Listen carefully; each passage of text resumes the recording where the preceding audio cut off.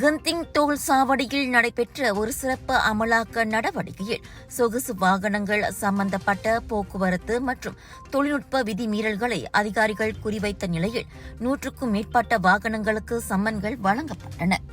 பல்வேறு துறைகளைச் சேர்ந்த 66 அமலாக்க அதிகாரிகள் ஈடுபட்டு மொத்தம் 215 வாகனங்களை சோதனை செய்ததாக பாங் சாலை போக்குவரத்து துறையின் துணை இயக்குநர் சலாவுடின் நசீர் தெரிவித்தார்.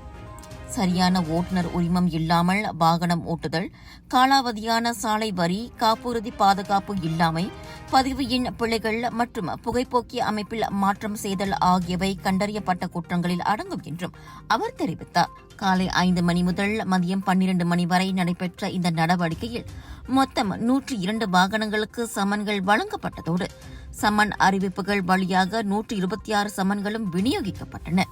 மக்களே, உங்களுக்கு ஒரு நல்ல செய்திங்க.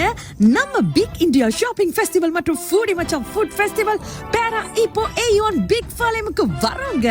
மே 14 தொடங்கி 17 வரைக்குங்க.